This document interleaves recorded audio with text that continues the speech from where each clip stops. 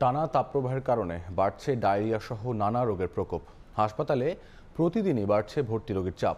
এ বিষয়ে বিস্তারিত জানাতে হবিগঞ্জ সদর হাসপাতালে আছেন রিপোর্টার রাশেদ আহমদ খান। যাচ্ছি তার কাছে। তীব্র দাবদাহের কারণে হবিগঞ্জের বিভিন্ন হাসপাতালে বেড়েছে ডায়রিয়া এবং নিউমোনিয়া রোগীর সংখ্যা। আমরা সকাল থেকেই বিভিন্ন হাসপাতালে ছিলাম। হবিগঞ্জ সদর হাসপাতালে আমরা দেখেছি যে এখানে যে ডায়রিয়া এবং নিউমোনিয়া যে শিশুরা বিশেষ করে আক্রান্ত হয়েছে তাদেরকে ভর্তি করা হয়েছে।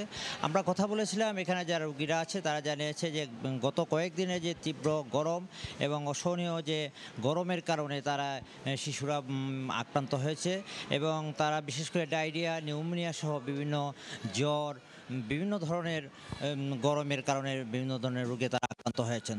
তো আমরা কথা বলেছিলাম, যারা চিকিৎসক আছেন তারা জানিয়েছেন হবিগঞ্জ সদর হাসপাতালে প্রতিদিন রোগী বাড়ছে এবং রোগী বিশেষ করে শিশু রোগী বেশি বাড়ছে। আমরা তাদের কাছে আমরা জানতে চেয়েছিলাম যে এখানে যে বিশেষ করে যে রোগীগুলো আসছে গরমের কারণে এই রোগীগুলো আসছে। আমরা কথা বলেছিলাম, যারা রোগীর যা অভিভাবক আছেন তারা জানিয়েছেন যে তারা যে এই কয়েকদিনের গরমের কারণে তাদের যে রোগীর যে বিভিন্ন ধরনের সমস্যা দেখা দিয়েছে, এরপরে হাসপাতালে আসতে তারা বাধ্য হয়েছে এবং ডাক্তাররা বলছেন যে তাদেরকে বিশ্রাম নেওয়ার জন্য। তো হাসপাতালে যে চিকিৎসক এবং নার্সরা জানিয়েছেন যে স্বাভাবিক রোগীর তুলনায় এখানে যে গত কয়েকদিনের রোগী আরও বৃদ্ধি পেয়েছে এবং হবিগঞ্জ সদর হাসপাতাল এখানে হবিগঞ্জ জেলার মধ্যে একমাত্র হাসপাতাল এখানে যেখানে পূর্ণাঙ্গ চিকিৎসা হয়। এছাড়াও বিভিন্ন হবিগঞ্জের 9টি উপজেলার যে স্বাস্থ্য কমপ্লেক্সগুলো রয়েছে এই স্বাস্থ্য কমপ্লেক্সগুলোতেও রোগী ভর্তি হচ্ছে এবং বিভিন্ন রোগীদের যাদের অবস্থা খারাপ তাদেরকে রেফার করা হচ্ছে সদর হাসপাতালে।